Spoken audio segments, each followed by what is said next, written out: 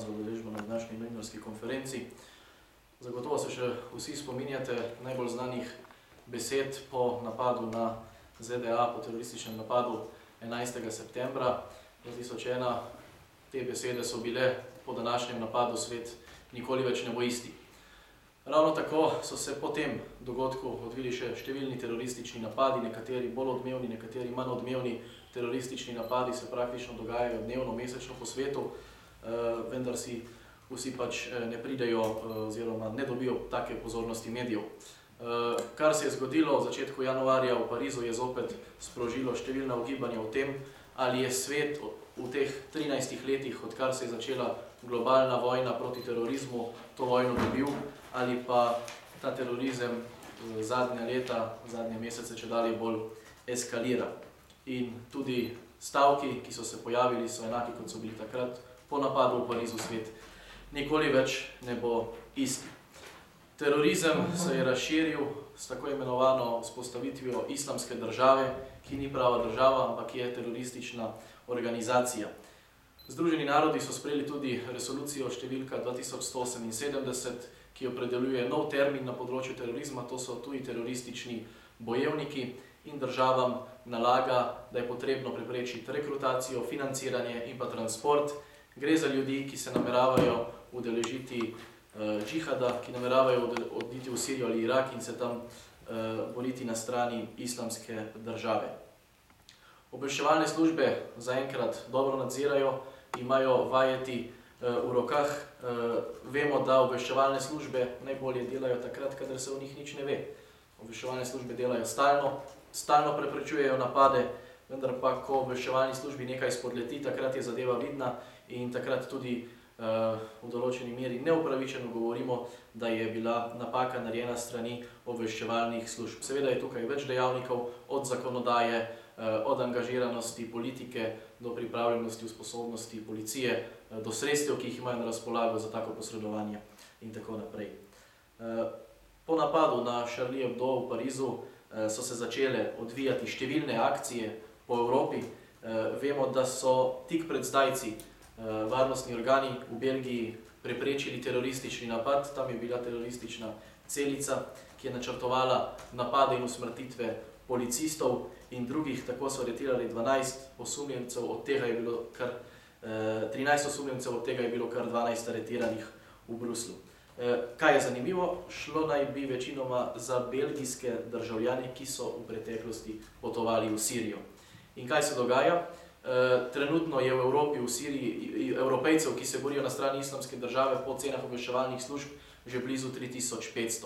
Samo 650 jih naj bi bilo iz Belgije, 500 naj bi jih bilo iz Francije, okrog 150 iz Bosne, nekaj čez 300 oziroma od 300 do 500 se računa iz Nemčije, in kar je najbolj zastrašujoče, tretjina njih se je v Nemčijo tudi že vrnila. Zaradi tega je tudi belgijska vlada napovedala sprejetje 12 ukrepov. Med temi ukrepi so krepitev boja proti radikalizaciji v zaporih, izrecna uvrstitev potovanja v tujino s terorističnimi nameni med kazniva dejanja in razširitev nabora razlogov, zaradi katerih lahko nekomu odvzamejo belgijsko državljanstvo, mu začasno zasedejo osebno izkaznico ali pa celo zamrznejo premoženje.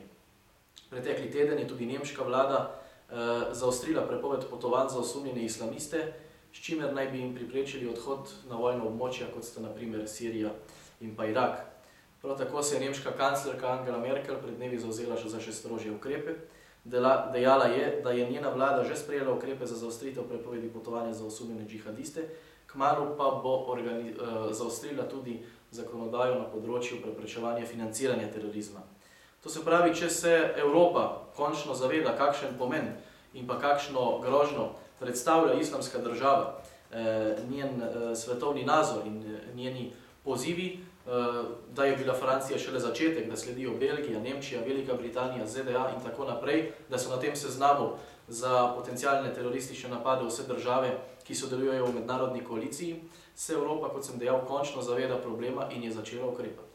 Pa vendar pod črto. Kaj je razlika med Evropo in pa Slovenijo? Razlika je ta, da se Evropa tega problema zaveda, da pa Slovenija na tem področju ne naredi nič. Verjamem, da se vsi spomnite, za redno decembrsko sejo Državnega zbora smo v Slovenski demokratski stranki že vložili predlog zakona o spremembah in dopolnitvah Kazenskega zakonika, kjer smo predlagali nov 111.a člen, ki inkriminira dejanja iz resolucije Varnostnega sveta Združenih narodov številka 2178. Na seji sem opozarjal, kakšno nevarnost predstavlja Islamska država, opozarjal sem tudi, kaj se bo začelo dogajati v Evropi. Žal strani koalicije drugega kot podmukov smeh ni bilo zaznati, no in pa ko se je pa čez 3 tedne zgodilo ravno to, pred čemer smo svarili v Slovenski demokratski stranki, pa nekega odziva ni. Še več, ministrica za notranje zadeve Vesna Györkös Žnidar niti ne ve, da je članica Sveta za nacionalno varnost, kar je ne samo, da je smešno, je žalostno in je pa tudi skrb vzbujajoče. VD generalnega direktorja policije, gospod Marjan Fank, je dejal, da policija v Sloveniji nima vzvodov, da bi lahko preganjala ljudi, ki se nameravajo udeležiti spopadov v islamski državi, oziroma da bi preganjali tudi tiste, ki se potem vrnejo iz islamske države. Kakor je že bilo v medijih, ste pravilno poročali, naj bi se boja v Siriji udeležili 3 državljani, eden od teh je tam padel, 2 sta prišla nazaj. Kaj se zdaj dogaja z njima, ali sta pod nadzorom ali ne, kaj sta v Siriji delala, lahko samo ugibamo, prav tako kot lahko ugibamo, zakaj se z njima ne ukvarjajo ustrezni organi, čeprav odgovor na to imamo, zaradi tega, ker v Sloveniji nimamo ustrezne zakonodaje. In glavna točka problema je ta, da pa na drugi strani minister za pravosodje, ki je eden izmed glavnih akterjev v tej zgodbi, nasprotuje kakršnikoli spremembi Kazenskega zakonika. On in njegovi sekretarji trdijo, da so vsa ta dejanja že inkriminirana. Gre seveda za neresnice, ker zadnja sprememba Kazenskega zakonika iz leta 2008 ne inkriminira napeljevanja in pa pripravljalnih dejanj, ki jih seveda opredeljuje resolucija Varnostnega sveta Združenih narodov številka 2178. Bojim se, če v Sloveniji karkoli, bog ne daj, pride do kakšnega napada oziroma do kakšnih eskalacij groženj, ne vem, kdo bo potem za to odgovarjal, krivda bo definitivno po mojem mnenju in po mnenju Slovenske demokratske stranke na plečih ministra za pravosodje, gospoda Gorana Klemenčiča, ki se te situacije ni resno lotil, prav tako ne ministrica Györkös Žnidarjeva, ki pa pooseblja srčiko problema. Verjetno mediji sami veste, gospa se praktično ne pojavlja v javnosti, ne komentira nobene strani in s tem, kot sem dejal, pooseblja problem, ki ga imamo v Sloveniji. To se pravi, bežimo od tega problema, nihče nič ne predlaga, nihče si ne upa tega sprejeti. In kot sem že dejal, takrat, ko smo v Slovenski demokratski stranki to predlagali, je vladajoča koalicija skupaj z Združeno levico naš predlog povozila z več kot 50 glasovi proti in čez 3 tedne se je zgodil ta napad. Takrat smo opozarjali, glavni očitek je bil, da mogoče stvari so inkriminirane, da ni ravno pravno formalno, najbolj je zadeva izpopolnjena in zaradi tega smo se v Slovenski demokratski stranki odločili, da na podlagi njihovih argumentov, ki so v glavnem prevladovali, zakaj takrat že decembra niso te zadeve podprli, da na podlagi njihovih besed pa pripravimo nov predlog. No, in pripravili smo nov predlog. Večina terorizma je opredeljena od člena 108 do 111. Za 3. odstavkom, to se pravi v začetku Kazenskega zakonika, v začetku 108. člena, piše, da je potrebno, kdor z namenom, da bi uničil ali hudo ogrozil ustavne, gospodarske, socialne ali politične temelje Republike Slovenije ali drugih držav. Tukaj se črta hudo, ker hudo ogroziti ustavne temelje je težko definirati. Potem pa dodajamo nov odstavek, 4. odstavek 108. člena, ki se glasi: kdor hoče doseči namen iz 1. odstavka s tem, da se namerava udeležiti ali se udeleži oboroženega spopada izven območja Republike Slovenije, se kaznuje s kaznijo zapora od 5 do 15 let. In pa potem še v 111. členu se doda novi 3. odstavek, ki pa se glasi: Enako se kaznuje, kdor spodbuja k načrtovanju kaznivih dejanj iz 108. člena tega zakonika ali kdor pristane k sodelovanju pri teh kaznivih dejanjih izven območja Republike Slovenije.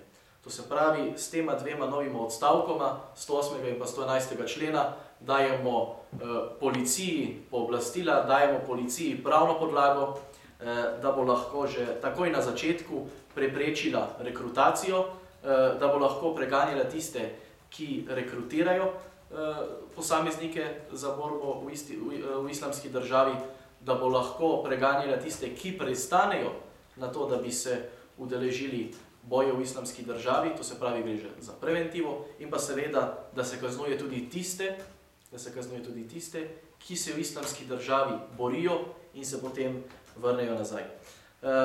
Se pravi, gre za dopolnitev samo dveh odstavkov, to se pravi dva nova odstavka v 108. in 111. členu, ne gre za 5 odstavkov, kot so nam takrat očitali, tudi resolucije ne omenjamo, menimo samo tukaj, da smo izpopolnili kazenski zakonik z dvema temama oziroma z dvema dejanjima, ki še nista inkriminirana. Zaradi tega tudi pričakujem, ker verjamem, da se je zavedanje o pomenu varnosti in pa o terorističnih grožnjah v zadnjih 14 dneh v Sloveniji močno povečalo.